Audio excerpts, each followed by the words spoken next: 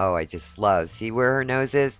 Now the only when she gets her top line filled in, then you'll see a horse on the bit. Because she'll come all by herself. Just like I like to say every time, Bill Steinkraus said. If you put the horse together from behind and over the top line, the head and neck will come. You don't start at the face and the neck. It's like the physics of it are so ridiculous. We don't need to go to MIT. And look at her composure. The more months go by doing this horse, it's like she goes from just being distracted by anything and everything, and now she's coming into her own, because all this gives her self-confidence, and she feels important, and she feels self-governed.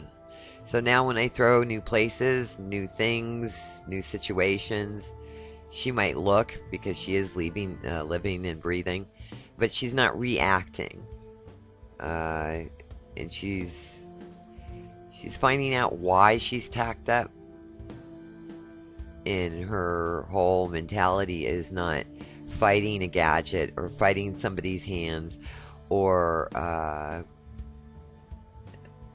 being shook up with a whip and overfaced with little teeny stupid jumps. Oh, look at this. Now, you see that knock, knock, knock, knock?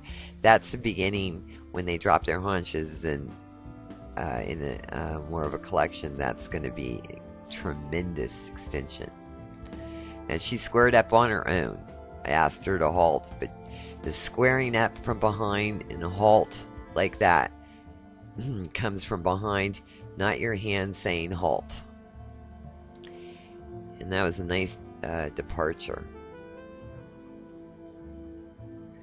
I like to end sessions like this because of the lactic acid buildup and stuff in the long, almost to the buckle frame, or if not the buckle frame, and ask all these questions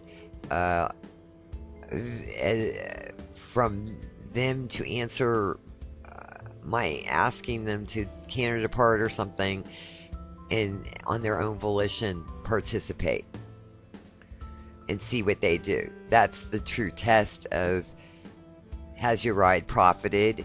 Has all the information that you've been training with over the past few weeks been interpreted by the horse as a signal?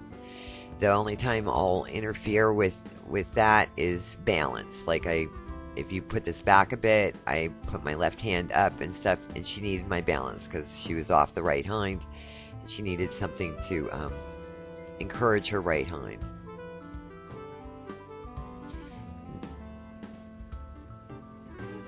See, I asked her, she gave me a canter and then a trot.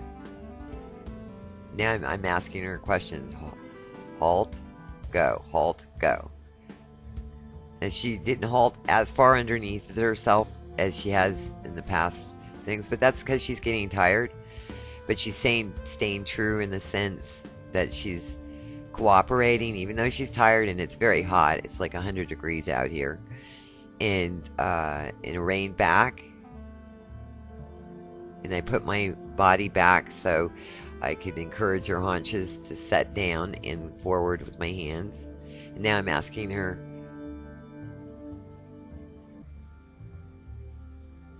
turn on the haunches, asking her forward into the halt. Good girl. Well, this is exciting because a few months ago she couldn't do this. I mean, she was just rattled from being